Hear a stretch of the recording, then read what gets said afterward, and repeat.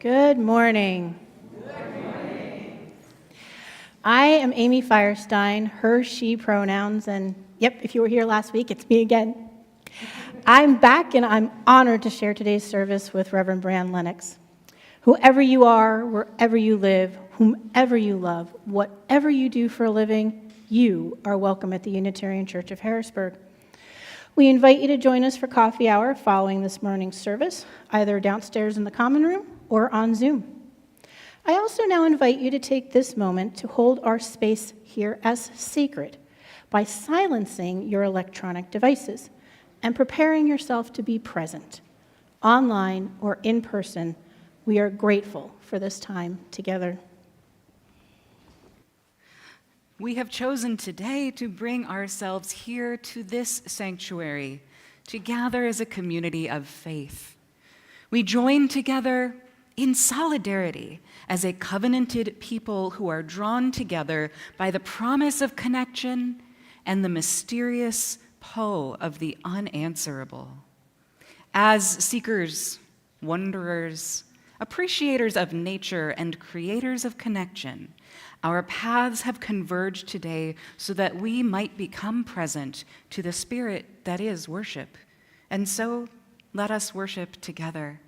I invite you to rise in body or spirit, and let's sing.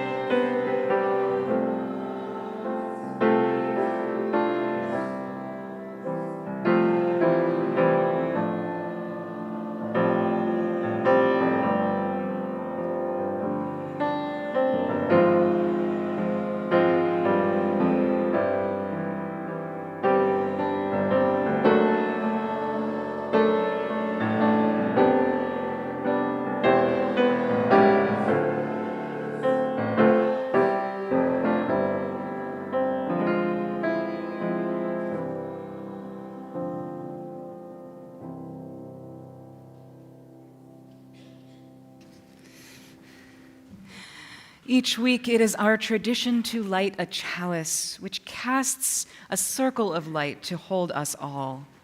As we create anew this symbol of our shared faith, let's reflect on these words from the Reverend Renwa Hamami. This week, as we remind ourselves of the miracle of our individual and collective bodies, let us find ways to embody for ourselves some of the most essential truths of our shared faith. May our private and shared rituals reflect love's teachings that all bodies are sacred. All bodies are worthy of the particular care and resources they need to thrive. All bodies are connected to systems, structures, and communities that they can reshape into life-affirming and liberatory reflections of love.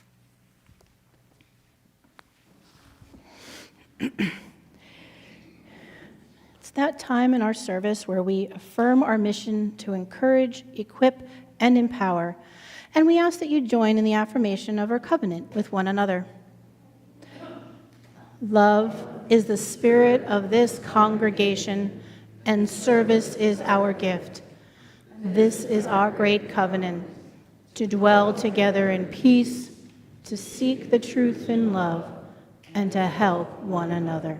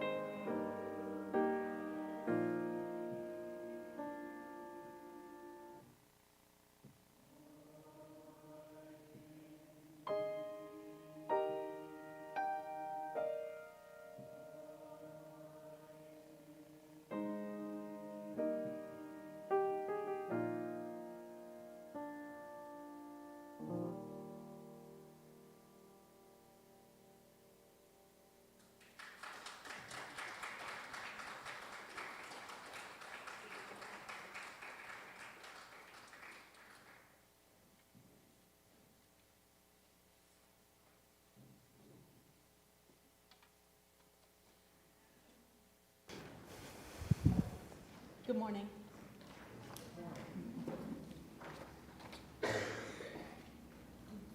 Try again. Okay, good morning. Yep, there we go. So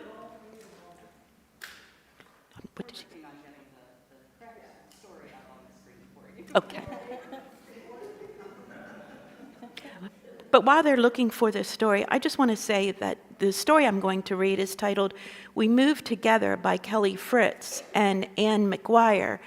And after I read this story, I invite you to go to their website, which is wemovetogether.ca, for tons of resources that they have available.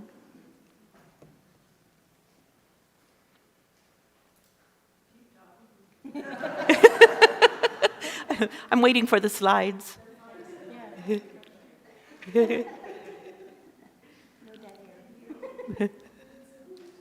I'm not, yeah, and I'm not going to sing.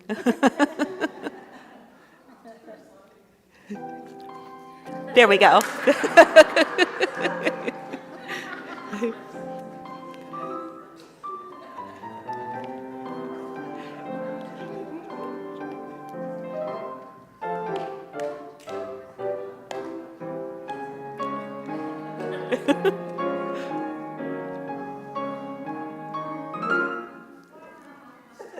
Okay. Thank you, Chris. All right, like I said earlier, today's story is We Moved Together.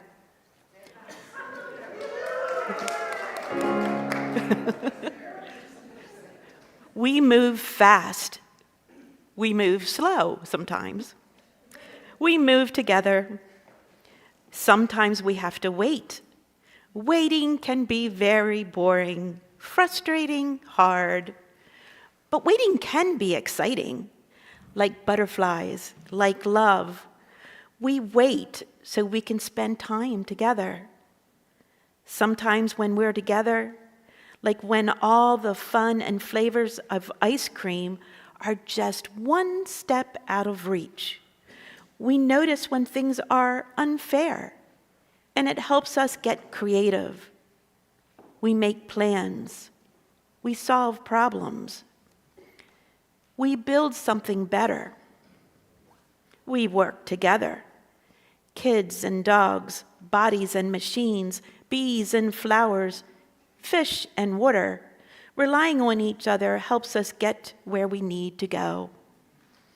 Sometimes we find ourselves in unfamiliar places. We wonder. We get curious. We might have more questions than answers. Our questions can help us learn to do things differently and discover new ways of understanding each other. For the things that connect us are also what nourish us, like roots and tubes and straws and friends. And these things that connect us are often what challenge us. Sometimes we disagree about how to be together. Solving one problem can create another, and we don't always know how to make things better. Sometimes we need to take a break. Even when we're by ourselves, we never move alone, like feeling so close with someone who's far, like learning from others who have come before. Their memories can ground us, soothe us, and move us. Whether we're by ourselves or surrounded by many, our small movements can turn into big movements. We celebrate. We make change. We move together. And now we will sing our kids to their classes.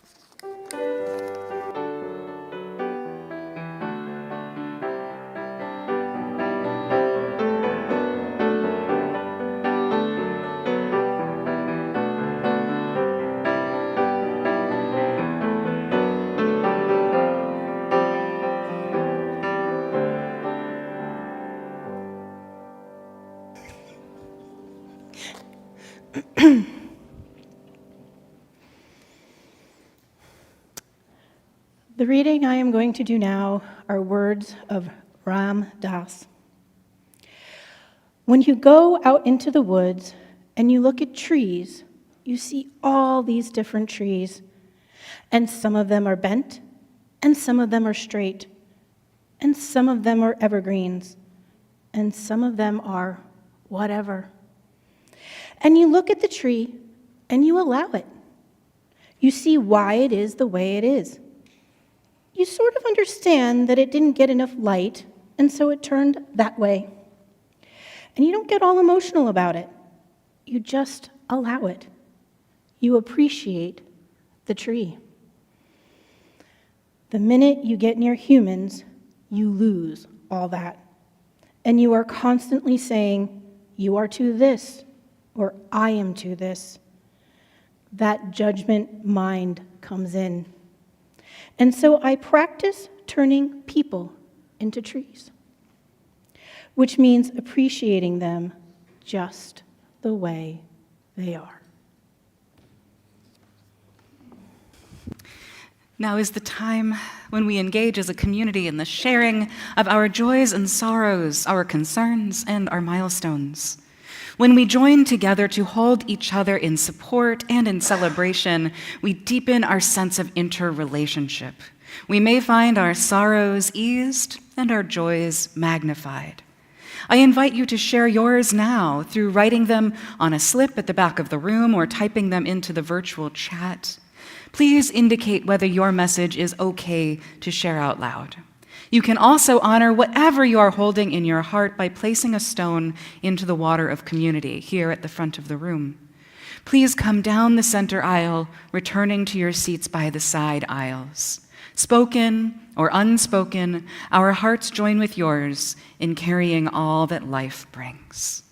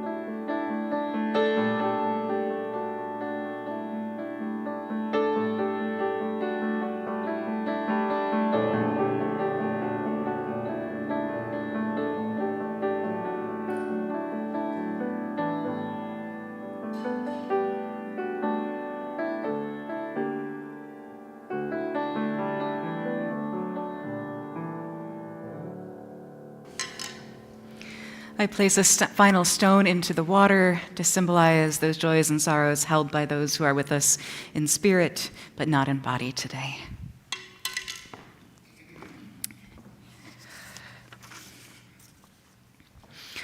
Erica Gross-Duran shares a joy and a sorrow. Erica says, I started a new job 3 days after my layoff date. It is an hour and a half away, and I had little time to relocate.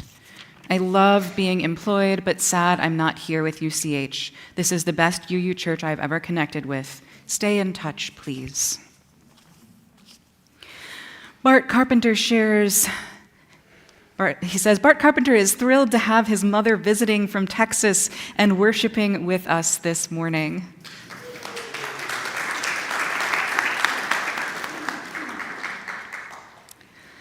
Corey asks, please keep my husband in your thoughts, as he was recently diagnosed with an aggressive form of prostate cancer. He is scheduled for surgery on October 20th at Johns Hopkins.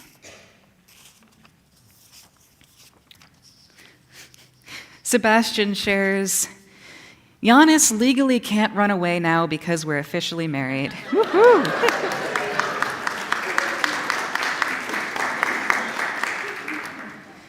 Jim Kavanaugh is letting us know that Pete Trufanistock's mother, Katie True, died early last week.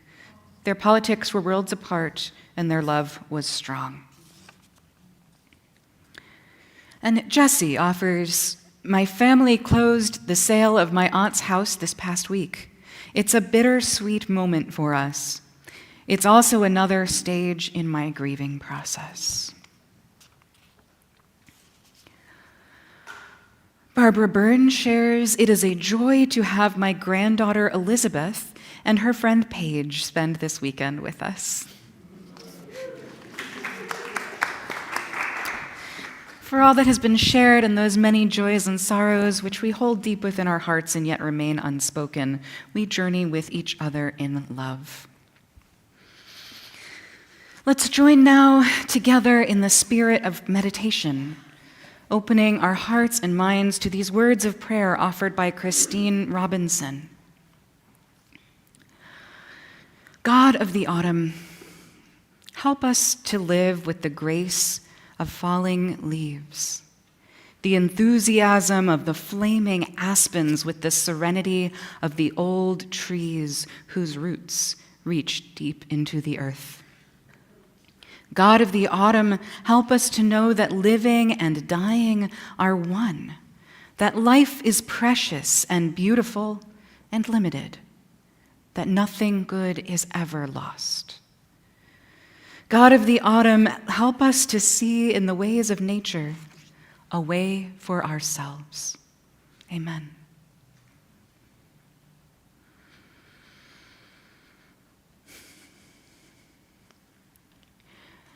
In Unitarian Universalist spaces, we come from a variety of religious histories and present-day theologies. Pluralism is one of our 6 core values, grounded in love, and so we often celebrate works of poetry or music which were created by folks who represent belief systems which we don't all share. Whether or not you personally relate to the word God, I would invite you to take in the music and words today which make reference to God and keep your curiosity active.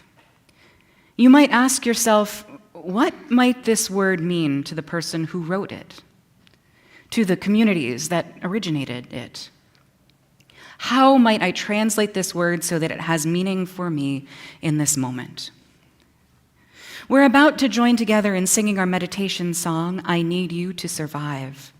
This song comes out of the Black gospel tradition, and out of respect for our neighbors in the Black church, we will be singing it without changing the lyrics to make it more palatable to our general sensibilities. As we sing, I invite you to embody the spirit of this song. It is not just words, but a message and a promise of care to one another. I'm going to invite you as you sing to look around you and sing the words to those around you and listen to your neighbors singing it back to you. Let the message into your heart and body and engage your curiosity to discover where this music might lead you.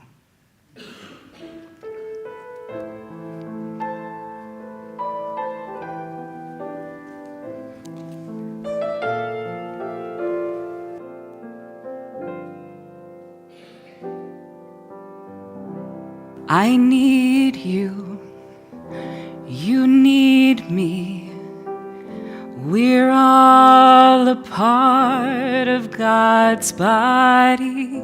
Stand with me, agree with me. We're all a part of God's body. It is God's will that every need be supplied.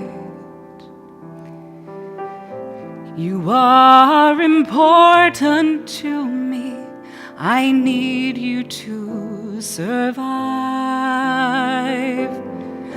You are important to me. I need you to survive. Let's sing together. I need you, you need me. We're all a part of God's body. Stand with me, agree with me. We're all a part of God's body. It is God's will that every need be supplied. You are important to me. I need you to survive. You are important to me. I need you to survive. Sing it to somebody. I need you, you need me. We're all a part of God's body. Stand with me, agree with me.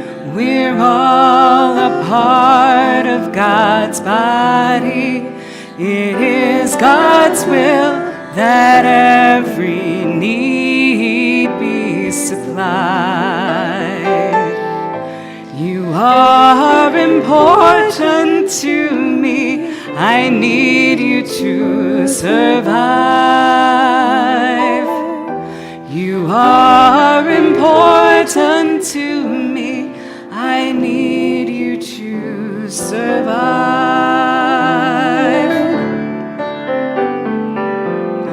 I need you, you need me. We're all a part of God's body. Stand with me, agree with me. We're all a part of God's body. It is God's will that every need be supplied. You are important to me. I need you to survive.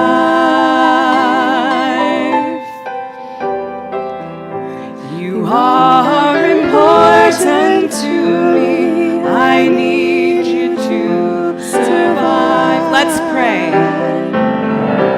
I pray for you. You pray for me. I love you. I need you to survive. I won't harm you with words from my mouth. I love you. I need you to survive. I pray for you. You pray for me. I love you. I need you to survive. I won't harm you with words from my mouth. I love you. I need you to survive. I pray for you. You pray for me. I love you. I need you to survive. I won't harm you with words from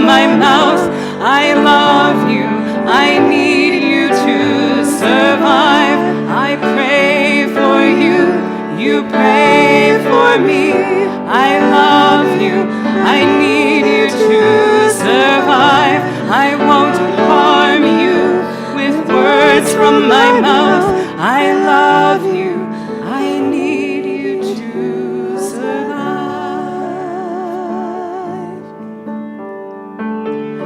It is God's will that every need be supplied.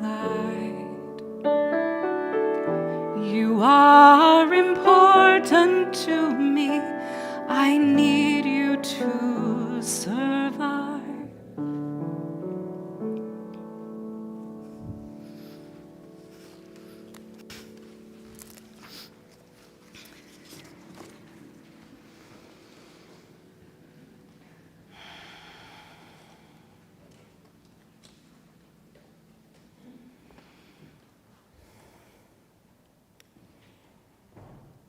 God Says Yes to Me by Kaylin Haught. I asked God if it was okay to be melodramatic, and she said yes. I asked her if it was okay to be short, and she said it sure is. I asked her if I could wear nail polish or not wear nail polish, and she said, honey, she calls me that sometimes. She said, you can do just exactly what you want to. Thanks, God, I said. And is it even okay if I don't paragraph my letters? Sweet cakes, God said. Who knows where she picked that up? What I'm telling you is yes, yes, yes.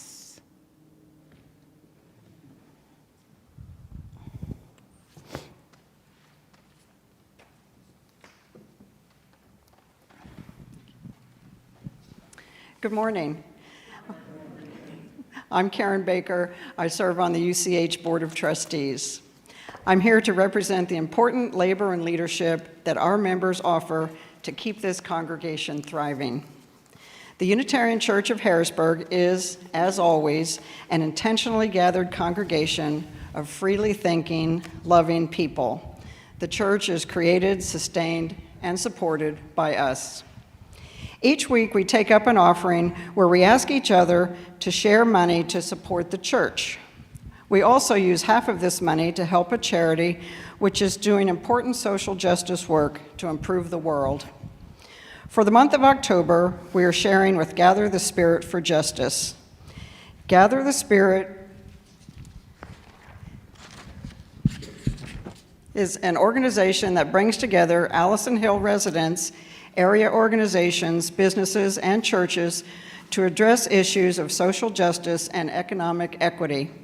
Gather the Spirit strives to be a place where people can find common ground to meet and discuss the changes that need to be made to make Harrisburg a great place to live for all of its citizens. In just a moment, the greeters will start passing offering plates around. You can put cash or checks in the plate when it comes by. You can also donate online by scanning the QR code on the back of your order of service or by visiting uhcbg.org and scroll to the bottom of the page for options. Your financial support and commitment matter. Please consider giving what you are able. Thank you for reading.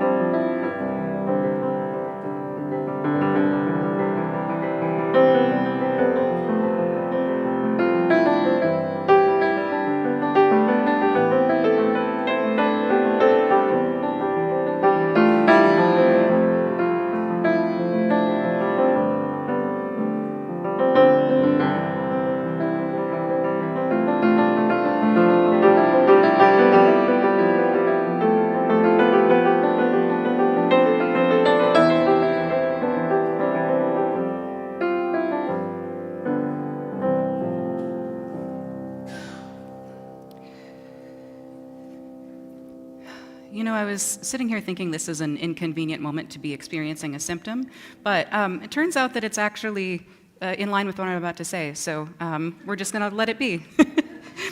If I look really flushed, I promise I'm fine. I want to pull back on the corner of my minister's stole this morning and share a reflection that is deeply personal to me.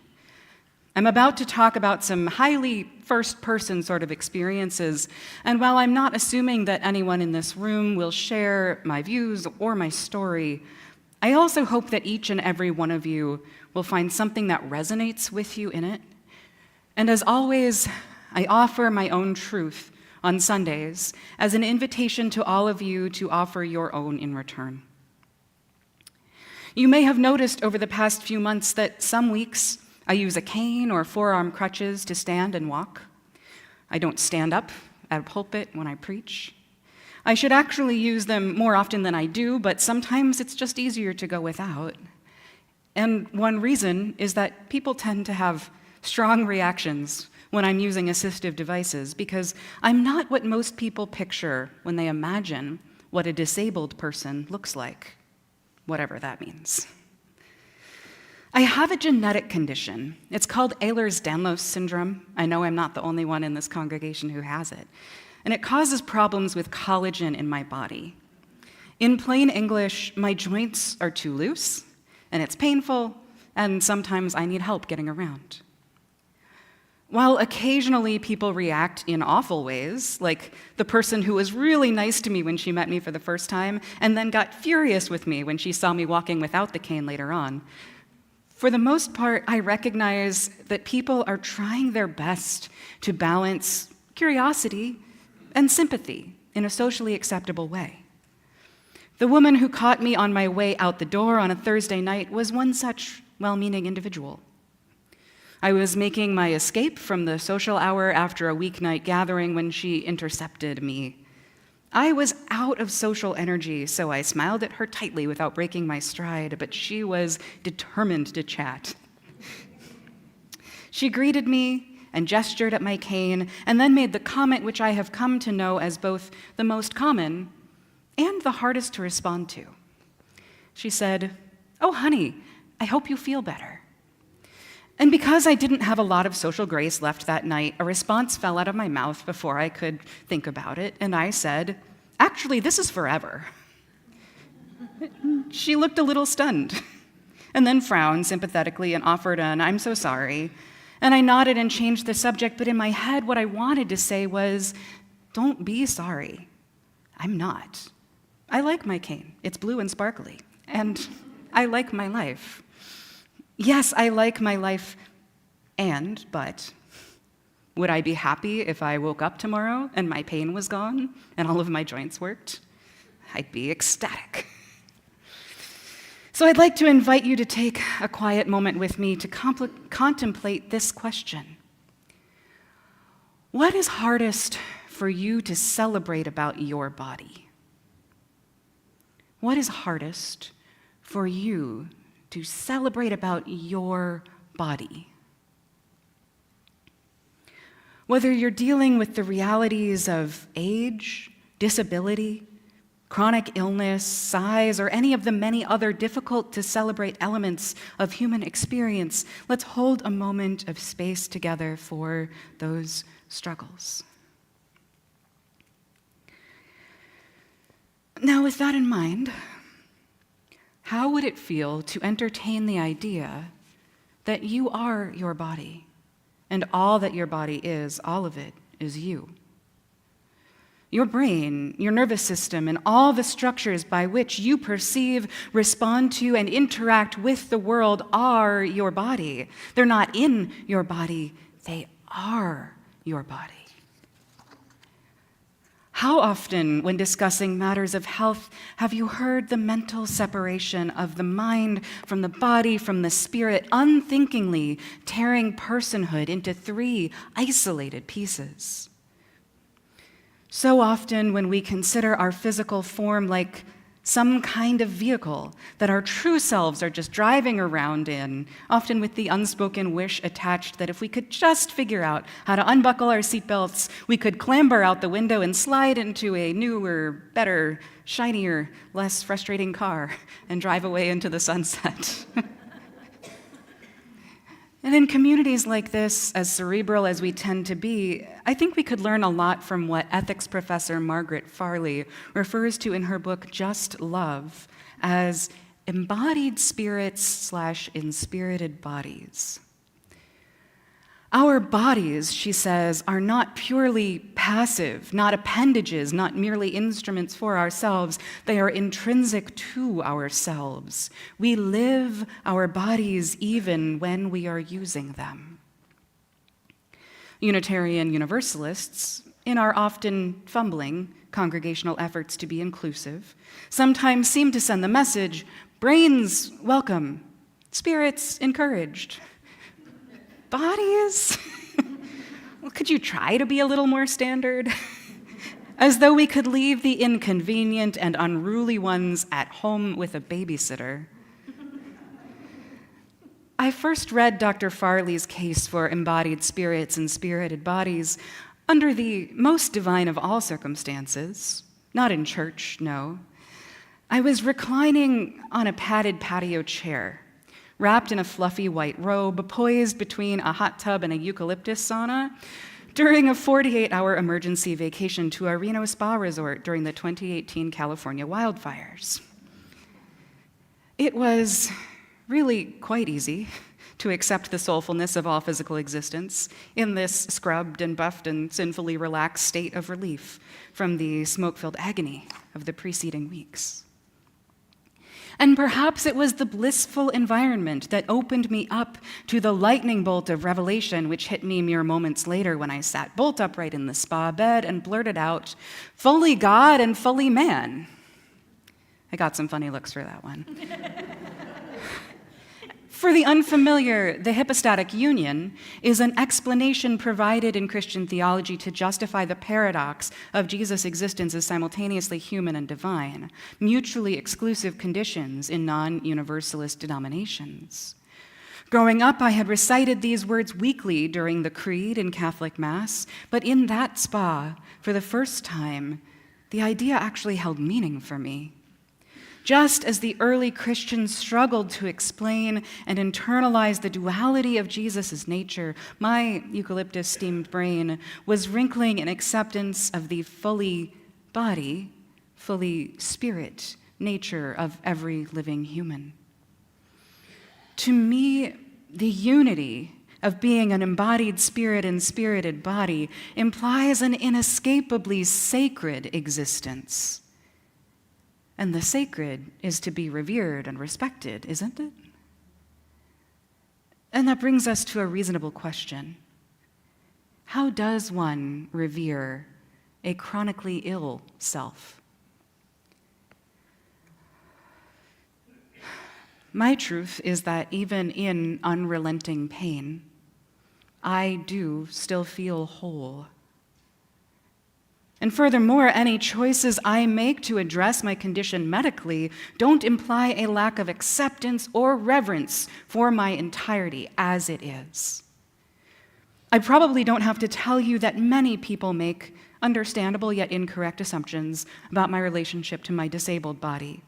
But it might surprise you to learn that even more people make similar assumptions about my relationship to my transgender body. The most common conversation about my gender that happens with confused acquaintances beyond, "What do you mean, non-binary?" sounds something like this. "I can't imagine. You must be so uncomfortable in your body." "Well, thank you, but actually I'm not." "Oh, well then why would you take hormones?" "Because they make me feel more like myself." "But if you aren't terribly uncomfortable, why would you want to change yourself like that?" Friends, there is no upper limit on wholeness. How many of you at some time in your life have taken on a meditation or other prayer practice? Can you raise a hand? Now, why did you do it? Nod for me if any of these statements resonate for you.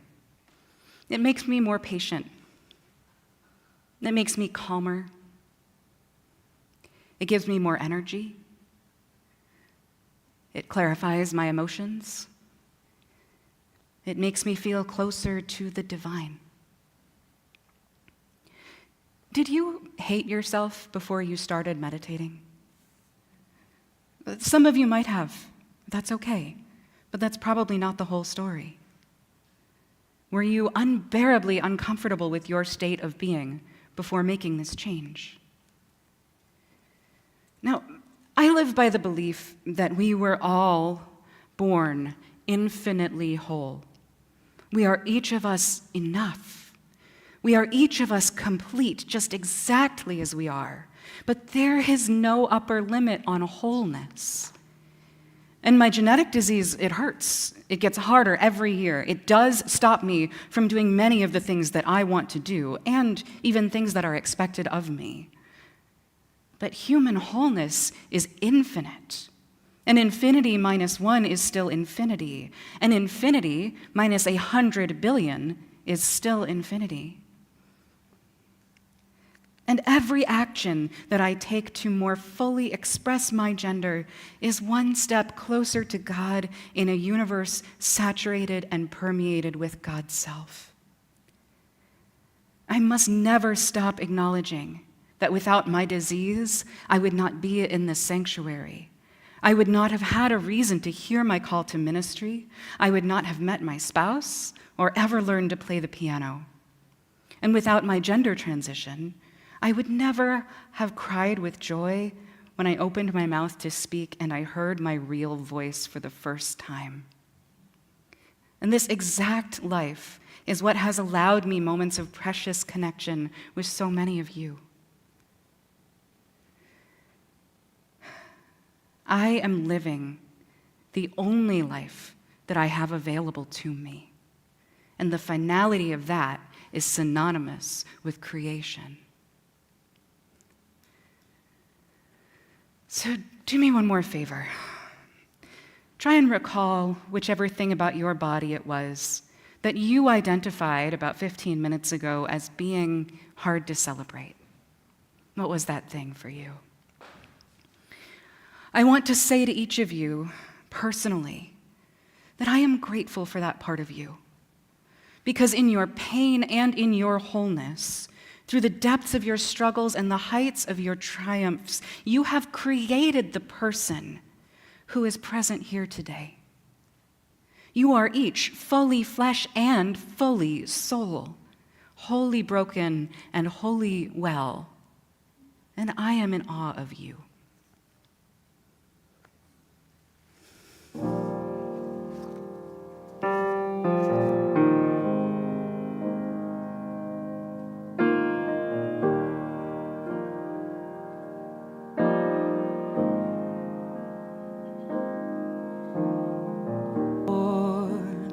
Infinitely whole, we were all born infinitely whole.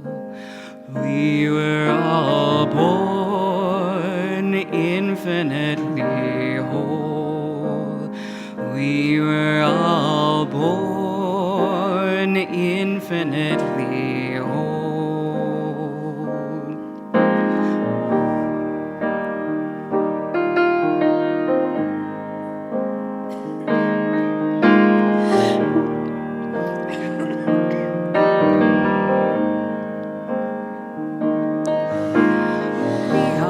Each of us enough. We are each of us complete. We are each of us enough, just exactly as we are. We are each of us enough. We are each of us complete. We are each of us enough, just exactly as we are. We are each of us enough. We are each each of us complete. We are each of us enough, just exactly as we are. Pick a melody. We are each of us enough. We are each of us complete. We are each of us enough, just exactly as we are. We were all born infinitely whole. We are each of us. We were all born infinitely just exactly as we are.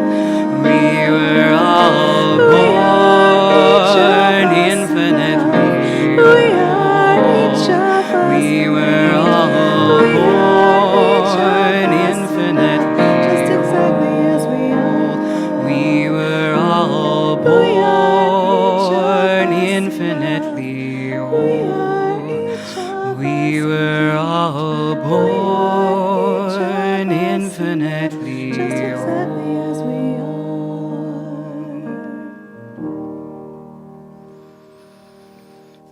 Let's rise together in body or spirit to receive this benediction. The words come from the Reverend Teresa Ninan Soto, whose gifts uplift Unitarian Universalism every day. You are not hard to love and respect. Your existence is a blessing. Your pronouns are not a burden or a trial. They are part of your name, just shorter. And your body, really and truly, belongs to you and no one else. Your stories belong to you.